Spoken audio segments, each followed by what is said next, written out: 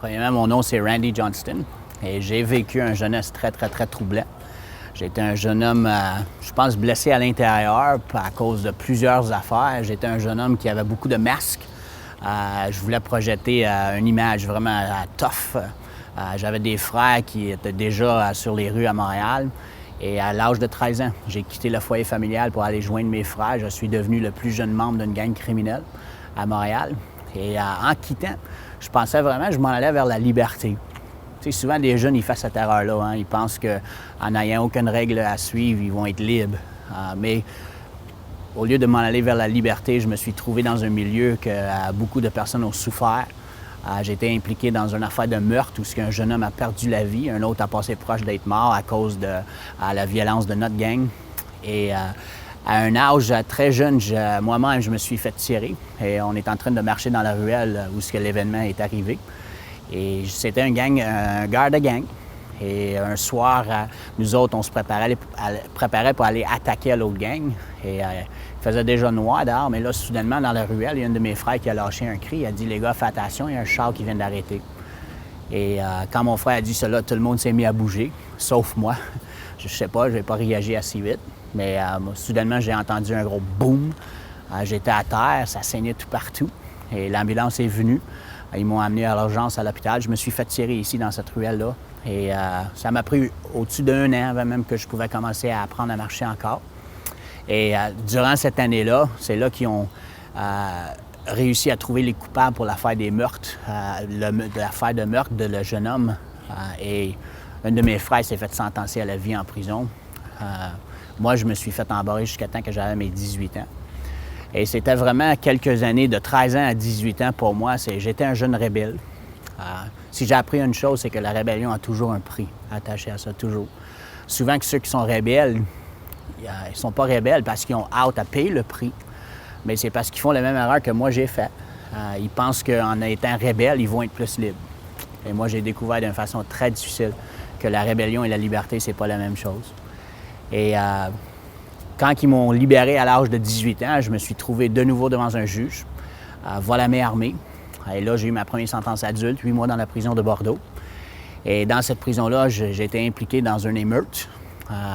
J'ai passé 3 mois dans la ségrégation, des cellules tout à fait spéciales dans le sous-sol de cette prison-là. Et quand j'ai sorti de cette prison-là, je m'en souviens qu'un gardien m'avait dit quelque chose. Je m'en allais vers la porte, c'était ma journée pour être libéré.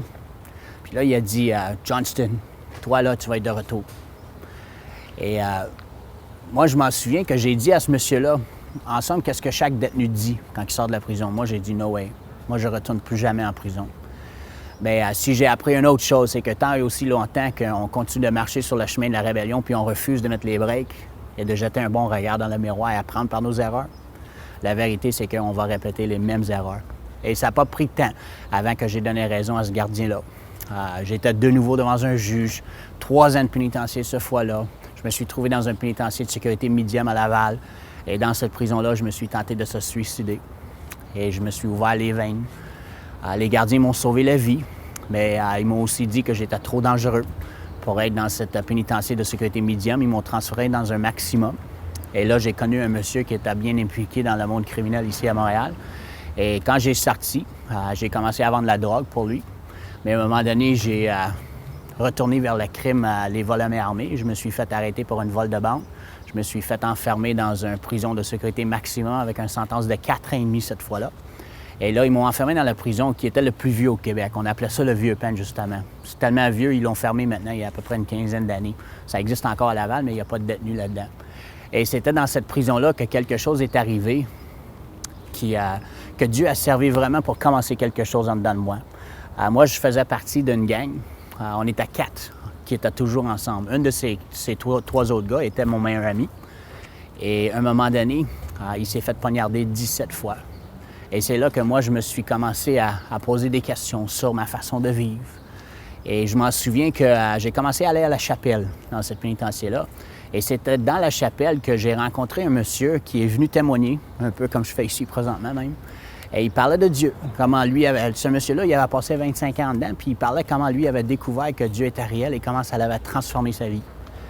Quand il avait fini de parler, il a fait quelque chose que je crois vraiment a commencé quelque chose en dedans de moi. Il a pris la peine de donner la main à les quelques gars qui étaient dans la chapelle. Et quand il a pris ma main, il m'a juste glissé quelques mots. Puis il m'a dit, « Qu'est-ce qu'un jeune comme toi fait ici? » Il dit, « C'est vrai, qu'est-ce que je te dis? Dieu est réel, ça peut vraiment t'aider. Il peut vraiment te transformer si tu es ouvert à ça. » Je me suis retourné en cellule et c'est là que je me suis arrêté. En somme, pour la première fois depuis que j'avais quitté mes parents à l'âge de 13 ans, c'est là que je me suis arrêté. Et j'ai commencé à me poser des questions comme « Randy, qu'est-ce que tu fais avec ta vie? Regarde où est-ce que tu es rendu. Où est-ce que tu vas être dans 5 ans, dans 10 ans si tu continues comme ça? » Et tellement que ça brassait en dedans de moi, j'ai écrit une lettre de 4 pages de long à ce monsieur-là, en vidant mon cœur sur papier, en demandant de l'aide. Mais moi, j'étais un jeune homme très orgueilleux à l'époque. Et après que j'ai écrit la lettre, j'ai lu la lettre avant de la poster. En lisant la lettre, je me suis dit à moi-même, non, tu peux pas envoyer ça, t'as l'air d'un gars mou. Si des fois, notre pire ennemi, c'est notre propre orgueil. Et au lieu d'envoyer la lettre, je l'ai déchirée, je l'ai gâchée dans la poubelle. Quelques semaines après, dans cette prison de sécurité maximum, j'étais en plein milieu d'une autre émeute. Ma punition pour cette émeute-là, ils m'ont transféré à la pénitencière la plus haute sécuritaire au Canada. Et c'était dans cette pénitencière-là que je me suis trouvé à un moment donné avec une Bible. Et j'ai commencé à lire des passages, des paroles de Jésus, comme quand il dit dans la parole « Venez à moi, vous tous qui êtes fatigués et chargés, je vous donnerai du repos ». Ou l'autre passage qui m'a beaucoup parlé, c'est lorsque Jésus a dit « Vous connaîtrez la vérité, et c'est la vérité qui vous rendra libre ». En lisant ce livre-là, ça brassait tellement dedans de moi que je me suis mis à genoux. Et là, pour la première fois de ma vie, vraiment, ensemble, j'ai parlé à Dieu sincèrement. Et j'ai dit quelque chose bien simple. J'ai dit, « Seigneur, je ne sais même pas si tu es réel. » J'ai dit à l'autre monsieur dans l'autre prison, il m'en a parlé de toi. Comment tu lui avais aidé? J'ai dit, « Seigneur, j'ai ruiné ma vie et j'ai besoin de l'aide. » Qu'est-ce qui est arrivé par la suite a complètement changé ma vie. J'ai pas vu quelqu'un, mais pendant que je priais, soudainement, j'ai senti une présence incroyable qui est rentrée dans ma cellule. Et c'était tellement réel que quelque chose en dedans de moi a brisé. Je me suis mis à pleurer comme un bébé. Je ne pouvais pas arrêter, c'était plus fort que moi. Et c'était dans cette cellule-là de la prison la plus haute sécuritaire au Canada que j'ai rencontré Dieu pour la première fois. J'ai sorti en 84. Et depuis que j'ai sorti, je ne me suis jamais retourné en prison. Complètement délivré, libéré de la drogue, toute la violence, la haine qui est en dedans de moi. Et je suis tellement content d'avoir rencontré le Seigneur parce que ma vie est complètement changée. Aujourd'hui, j'exerce un ministère dans les écoles secondaires un peu partout au Québec en parlant aux jeunes à propos des conséquences de la drogue, la rébellion, la violence, etc. Et j'aime tellement ma vie. Et si j'aime ma vie, c'est parce que Dieu est réel et Dieu est bon.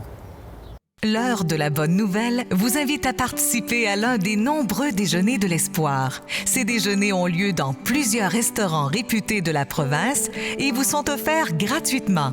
Pour connaître les détails concernant l'endroit, la date et l'heure pour votre région, composez le numéro sans frais 1-866-509-1319. Vous pouvez également consulter le site web www.déjeuner.org.